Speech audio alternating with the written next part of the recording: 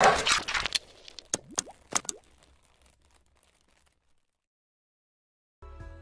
everybody, welcome back to Univesco TV. Today's topic is about talking about coming back to China after the whole borders being closed since 28th of March and overall not being able to enter China even though you had a valid residence permit and a work permit card.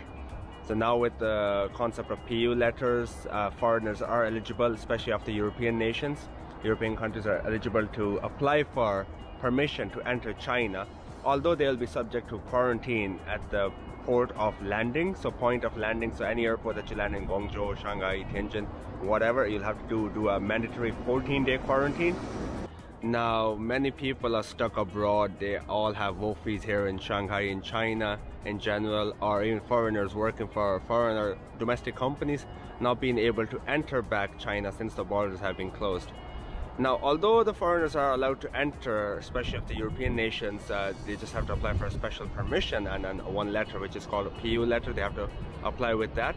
It's not just a simple, straightforward procedure. There is a workaround that. There is a lot of paperwork to be filed, and there is a lot of procedural environment that one has to overcome to go ahead and apply for that permission. Now, China is working in terms of working with countries that have been able to contain the impact of the coronavirus, the overall number of cases somewhat, not necessarily as good as China, but somewhat, and then the cases aren't rising significantly. So for example, USA is out of the question, or India, for example. A lot of cases keep increasing in India and USA on a regular basis. But European countries, most of the European countries, like let's say Germany, UK, they have been able to control the virus impact somewhat. Now with the PU letter, I'm going to talk here with Max about as to how to apply for a PU letter and exactly the whole procedure. So at Univesco, we help our clients to apply for the PU letter and being able to secure their new visas to be able to enter China. Now they will be subject to a 14-day quarantine, a mandatory 14-day quarantine.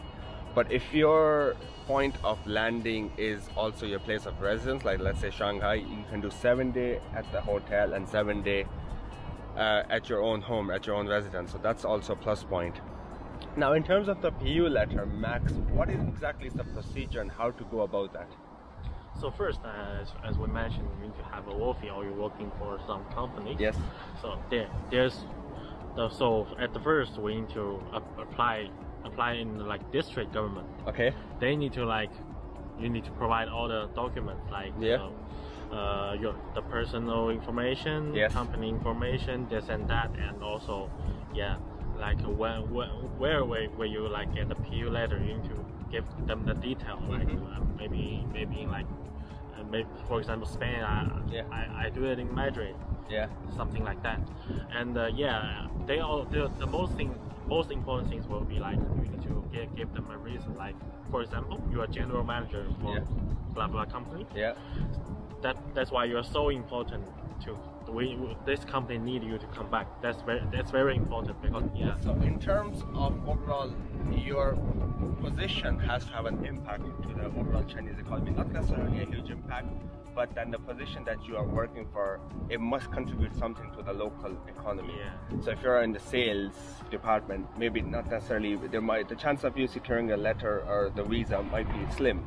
But if you're off a managerial position or an executive position, then definitely you need to come back to Shanghai. Or you have a lot of shares in that company. Exactly. So now, if you have a WOFI, obviously your chances increase because you're the sole shareholder of that particular company. And if you're paying a considerable amount of taxes to the local economy, local government, then definitely your chances increase because you are contributing to the local economy. So at the end of the day, it's important to understand that many people don't understand this point, that you have to constantly pay regular taxes. Many people have WOFIs, Max, but they don't necessarily pay taxes on a regular basis, or they don't file their capital reports, or they don't pay their overall company income tax, corporate tax. They don't pay the local taxes on a regular basis. That impacts on their visa renewal, obviously, on their residence permit. They might get a shorter term, not necessarily 1 year.